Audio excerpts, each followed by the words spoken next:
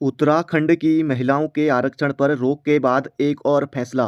PCS परीक्षा की cut off list दोबारा जारी करे कोर्ट। तो कोर्ट का एक बड़ा फैसला है। पीसीएस परीक्षा की कट ऑफ लिस्ट दोबारा जारी करें, ये कहना है कोर्ट का। पीसीएस परीक्षा में उत्तराखंड की महिलाओं को 30% क्षैतिज आरक्षण पर रोक के बाद हाई कोर्ट ने दूसरे राज्य की महिलाओं को एक और राहत दी है।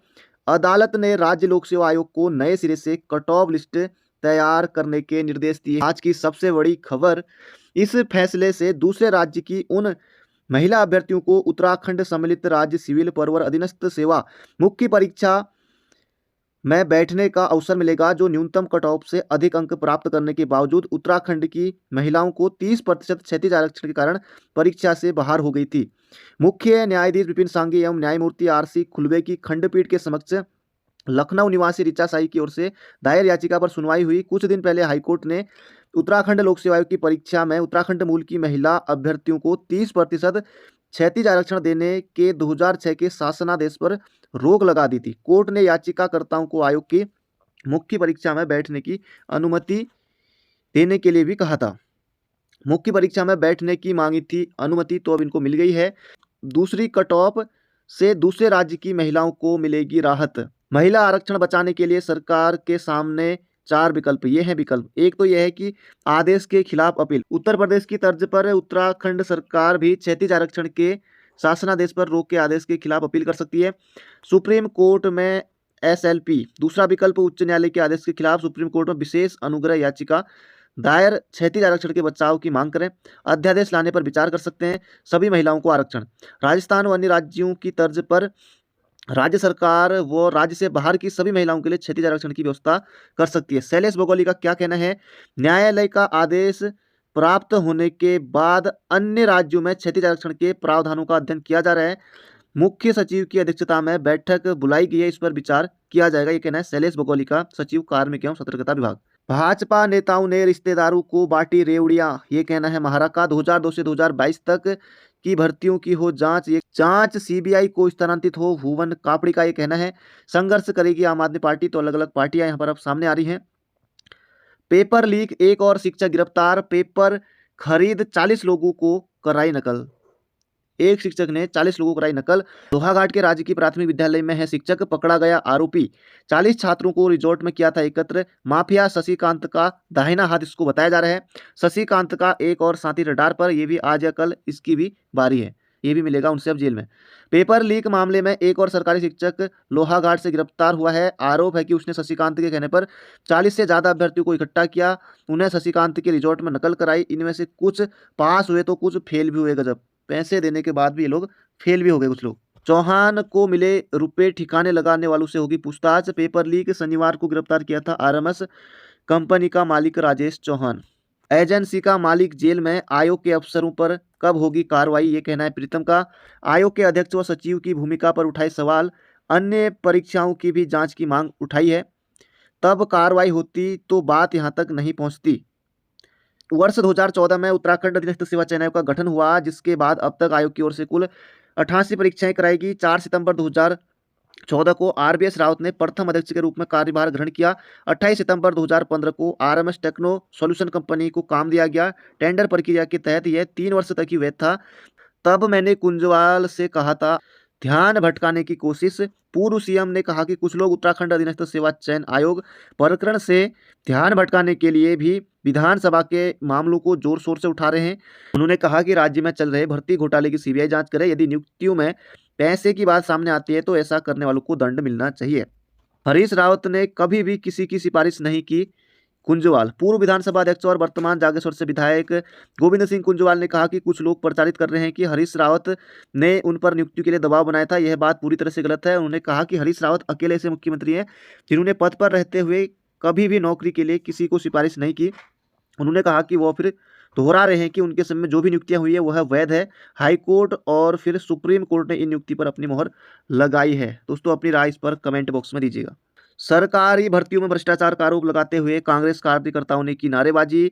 नौकरियों में युवाओं का हक मारने वालों पर कार्रवाई करे सरकार। 29 लोगों की हो चुकी है अभी तक भर्ती घपले में गिरफ्तारी। 60 से ज़्यादा युवाओं को हल कराए थे नैनीताल में पेपर। 10 साल पहले शिक्षक के रूप में चयनित हुआ था रौतेला, तो अकेला रौतेला इतना बड़ा काम कर गया। अधीनस्थ सेवा चयन आयोग के भर्ती घपले में एसटीएफ को मिली एक और सफलता। भर्ती घपला, 40 युवाओं को पेपर बेचने वाला शिक्षक गिरफ्तार। ये देखिए कितना मासूम यहाँ पर ये बन रहा है। लोहाघाट से बलवंत सिंह रौतेला को गिरफ्तार किया गया है। सीटीईटी में नकल मामले में जेल जा चुका है रौतेला। लोहाघाट क्षेत्र के 4-5 और लोग शक के दायरे में, तो इनकी गिरफ्तारी भी, इनका नंबर भी जल्द आएगा, इनकी गिरफ्तारी भी होगी। यूके SSSC पेपर लीक मामले में बलवंत सिंह रौतेला की गिरफ्तारी पर लोहाघाट और आसपास के क्षेत्र में खलबली है। सूत्र बताते हैं कि लोहाघाट क्षेत्र से 4-5 और लोग एसटीएफ के रडार पर हैं। सूत्रों के मुताबिक रौतेला ने एसटीएफ की पूछताछ में कई नामों का खुलासा किया। ऐसे में इस मामले में जल्द ही कुछ और गिरफ्तारियां हो सकती हैं। लोहाघाट में चर्चा है कि बलवंत के बाद अब कौन और कितने लोग इस मामले में लपेटे में आ रहे हैं। एसटीएफ ने करीब 4 दिन पहले सबूत जुटाकर पार्टी ब्लॉक के जगाधर स्थित राज्य की प्राथमिक तैनात शिक्षक बलवंत सिंह को कोलीढेक लोहाघाट में स्थित घर से उठा लिया था। आपको बता दें कि लोहाघाट में जब रिजल्ट आया था उसके बाद कई अभ्यर्थियों ने इसमें भर्ती में जांच को लेकर भी आंदोलन किया था, और कुछ अभ्यर्थियों ने जो चयनित हुए थे उन्होंने नियुक्ति की मांग को लेकर भी आंदोलन किया था। भाई भतीजावाद के तहत भर्तियां दुर्भाग्यपूर्ण। त्रिवेंद्र रावत आजकल सुर्खियों में बने हुए हैं। भाई भतीजावाद के तहत भर्तियां दुर्भाग्यपूर्ण, मेरे कार्यकाल में नहीं हुई कोई भर्ती। त्रिवेंद्र सिंह रावत ने कहा कि मुख्यमंत्रित्व काल में विधानसभा में भर्तियां नहीं हुई। हाँ, भर्ती के लिए फाइल जरूर चली थी। उस समय मैंने कहा था कि भर्ती आयोग के माध्यम से होनी चाहिए ताकि पूर्ण पारदर्शिता रहे। अब दोस्तों 2016 की भर्ती की बड़ी खबर। विजिलेंस जांच में भी ओमार सीट से छेड़छाड़ की पुष्टि। बिल्कुल सही निकला सच। बीपीडीओ परीक्षा 2016 में हुई ग्राम पंचायत विकास अधिकारी बीपीडीओ की भर्ती की जांच विजिलेंस ने स्टेट्स रिपोर्ट के साथ गृह विभाग को सौंप दी है। सूत्रों के अनुसार इसमें भी ओएमआर सीट में छेड़छाड़ की पुष्टि हुई है। गृह विभाग 1-2 दिन में जांच एसटीएफ को सौंप सकता है। बीपीडीओ भर्ती में नकल का मामला सामने आने पर इसमें ओमार सीट में छेड़छाड़ का संदेह व्यक्त किया गया था। इसके बाद मामला विजिलेंस को सौंपा गया। केस दर्ज करते हुए विजिलेंस ने जांच करीब पूरी कर ली थी, पर गत सप्ताह सरकार ने उक्त जांच भी एसटीएफ के हवाले करने के आदेश जारी किए थे। अधिकारी के घर पर स्कैन हुई ओमार सीट। सूत्रों के अनुसार विजिलेंस की स्टेटस रिपोर्ट में ये बात साफ तौर पर आई है कि भर्ती में ओमार सीट से छेड़छाड़ करते हुए चहितों के नंबर मनमाने तरीके से बढ़ाए गए। यूके SSSC के जो पूर्व कर्मचारी हैं उनकी बात यहाँ पर हो रही है, क्योंकि उनके द्वारा ये किया गया है। क्योंकि कोई बाहर का बंदा कोई करेगा नहीं, नेता अपने घर कॉपी ले जा नहीं सकता, क्योंकि जो आयोग के अधिकारी हैं उनके द्वारा ही ये किया गया है। सबसे चौंकाने वाली बात यह है कि ओमार की स्कैनिंग आयोग के अधिकारी के घर पर की जा रही थी। यह बेहद गंभीर है।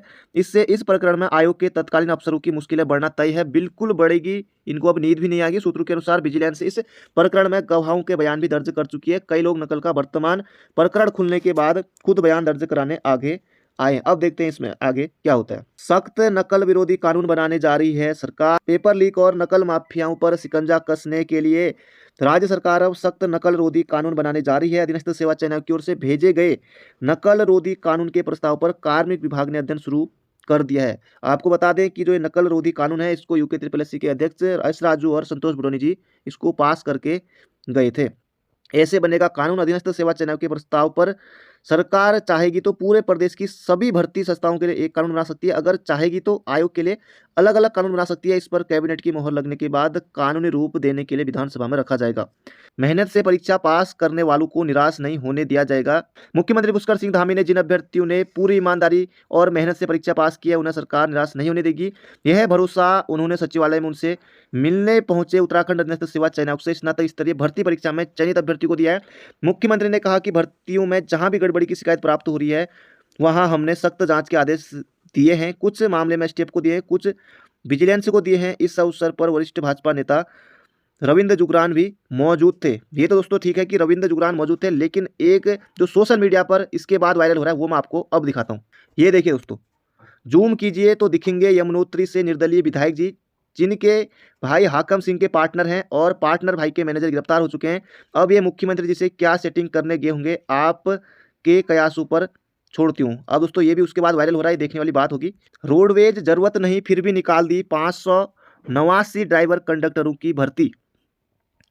हमने प्रबंधन को अपनी रिपोर्ट सौंप दी है। हमारे हिसाब से ड्राइवर कंडक्टरों की भर्ती की कोई जरूरत नहीं है। जो ड्राइवर कंडक्टर कार्यरत हैं बसों के हिसाब से पर्याप्त है। यदि आउटसोर्स से भर्ती रद्द नहीं की तो यूनियन आंदोलन के लिए बाध्य होंगी। ये कहना है अशोक चौधरी का, महामंत्री उत्तरांचल रोडवेज कर्मचारी यूनियन। तो ये अभी तक कई लोगों ने फॉर्म भी भर दिया। रोडवेज में ड्राइवर कंडक्टरों की कमी नहीं है। जितनी बसें हैं उनके संचालन के मानकों के अनुसार पर्याप्त कंडक्टर ड्राइवर भी हैं। इसके बावजूद रोडवेज आउटसोर्स एजेंसी के माध्यम से 589 ड्राइवर कंडक्टरों की भर्ती कर रहा था। यह खुलासा रोडवेज प्रबंधन की ओर से बनाई गई समिति की रिपोर्ट में हुआ। रोडवेज ने कुछ दिन पूर्व आउटसोर्स एजेंसी के माध्यम से 233 ड्राइवर और 356 कंडक्टरों की भर्ती निकाली थी। भर्ती का विज्ञापन जारी होते ही रोडवेज कर्मचारी यूनियन आउटसोर्स के विरोध के लिए मुखर हो गई। तो ये क्या चल रहा है कुछ समझ में नहीं आ रहा है। हाईकोर्ट ने बाहरी राज्य की महिलाओं को दी मुख्य परीक्षा में बैठने की इजाजत। महिलाओं के 30% क्षैतिज आरक्षण पर रोक। नेताओं के रिश्तेदारों की सूची वायरल। राज्य गठन के बाद विधानसभा में हुई नियुक्तियों की कुछ सूचियां सोशल मीडिया पर वायरल हो रही हैं। इन सूचियों में कई नाम ऐसे हैं जो सीधे भाजपा और कांग्रेस के बड़े नेताओं से जुड़े बताए जा रहे हैं। सोशल मीडिया पर तैर रही सूचियों में विधानसभा में नियुक्त हुए कर्मियों के साथ उनके रिश्तेदारों नेताओं के नाम भी लिखे हैं।